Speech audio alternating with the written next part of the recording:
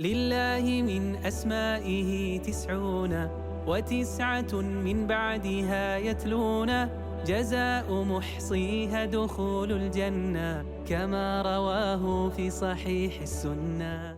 بسم الله الرحمن الرحيم. الحمد لله والصلاة والسلام على رسول الله وعلى آله وصحبه ومن والاه. یەکێک لە ناو پیرۆزەکانی خوای پەروەردگار ناوی پیرۆزی ئەلمەلیکە، واتە ئەو زاتەی هەرچی دەسەڵات و پاشایەتی ئیویە، خاوەنی هەموو شتێکە و ئەویش دەسەڵاتی بەسەر هەموو مەملەکەتی خۆی کە هەرچی هەیە مەخلوقی ویە، ئەو دروستی کردی، ئەو دەسەڵاتی بەسەر هەموو مەخلوقات و بەسەر مەملەکەتی خۆی دادەڕواتن. خوای گەورە هەم مالیکە هەم مەلیکیشە، وەکو لە سوورەتی ئەلفاتیحە کە دەفەرمی مالکی یەومی الدین، لە قیراءاتی دیکە هاتیە هەر بە صەحیحی دەفەرمی مەلیکی یەومی الدین. خوای گەورە مالیکە، واتە خاوەنە ئەو دروستکراوەی دروست کردی، ئەو کەون و کائیناتەی دروست کردیە، خاوەن خۆیتی. بەڵام لەبەرەوەی جار وایە وەکو ئینسان ئەگەر تەماشا بکاتن، خاوەنداری خانووەکی هەیە، بەڵام دەستی بەسەر ئەو خانووەی دواناڕوە، کەسێک دەستی بەسەر داگرتیا. خوای گەورە مەلیکیشە، دەستی بەسەر مەملەکەتی خۆی دادەڕوا بە قەدەر یەک تۆسقال. شوێنێک نییە لە مەخلوقاتی خوای گەورە لەو کەون و کائیناتی کە دەسەڵاتی خوای گەورەی بەسەردانەڕوە کە خوای گەورە ئەمرێکی پێ بکە بتوانی سەرپێچی ئەو ئەمرەی بکات و ئەمری خوای گەورە جێبەجێ نەکە.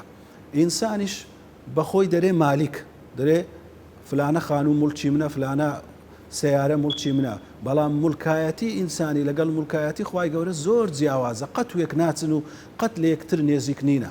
لەبەرەوەی مولکایەتی خوای گەورە لا یەزال وەلەم یەزەل، یعنی خوای گەورە هەمیشە هەر ئەو مولکەی هەر هەبووە، هەر مەلیک بووە، قەت نەبووە مولکەکەی نەبوو بیتن لەبەردەستیوی نەبوو بیتن. بەڵام ئینسان لە ڕابردوو ئەو مولکەی نەبووە، خوای گەورە مولکەکەی پێدەبەخشی، خاوەنی هیچ نەبووینە، هەر وجودی خۆمان نەبووە تا خاوەنی هیچ شتێک بین، خوای گەورە پێمان دەبەخشی.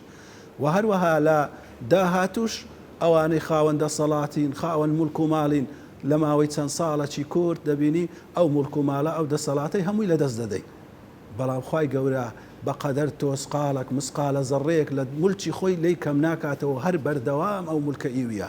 مولکی خوای گەورە مولکەکی سربەخۆیە، مستەقیلە، بەڵام مولکی مە سربەخۆ نییە، واتە مولکی ئینسان ڕەبتە بەوەی کە خوای گەورە پێی بەخشیە، لەلایەنەوە بە ئینسان بەخشرایە. بەڵام مولکی خوای گەورە لەلایەن هیچ کەسێکی دیکە نییە، خۆیتی سبحانه وتعالى. و مولکی خوای گەورە مولکەکی حەقیقیە، بەڵام مولکی ئینسان مولکەکی مەجازیە، واتە بە حەقیقەت خوای گەورە مالیکە، خاوەنە، بەدەسەڵاتە، پاشایە.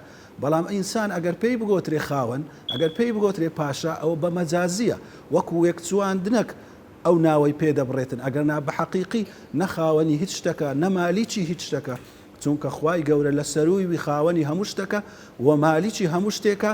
و ئەو لە بۆ تاقیکردنەوە لە ژیانی دنیا بازنەیەکی ئازادی دایتەمە کە دەتوانین لەو بازنە ئازادیەی مولکمان هەبی، تەسەڕوفمان هەبی، واتە بتوانین هەڵسو کەوت بکەین لەسەر خانوو، لەسەر ماڵ، لەسەر دەوروبەرمان.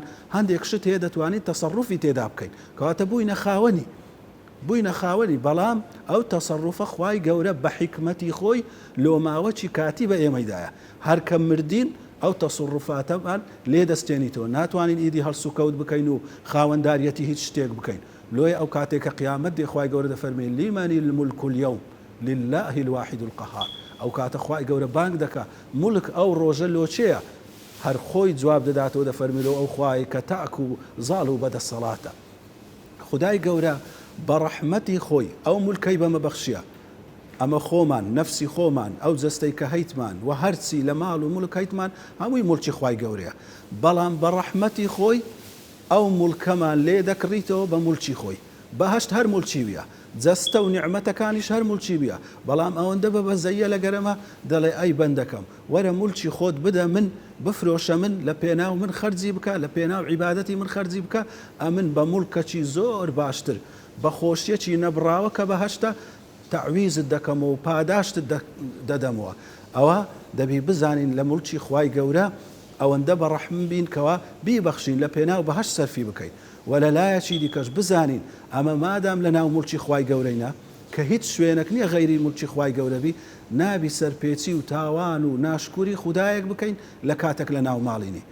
دەبینی کابراایەک لە ناو ماڵی کەسەکە پێی شەرمە پێی نەنجیە خراپە و تەسەڕوفاتی ناشیرن بکە لە ناو ئەو ماڵی ئەمە هەموو دەمێ لە ناو ماڵی خوای گەورەینە و لە ناو مڵکی خوای گەورەونە و خۆمانی خوای گەورەینە کو پێمان عیب و شەرم نەبی کە سەرپێچی فەرمانی خوای گەورە بکەین وصلى الله على نبينا محمد وعلى آله وصحبه وسلم. لله من أسمائه 99 من بعدها يتلون جزاء محصيها دخول الجنة كما رواه في صحيح السنة.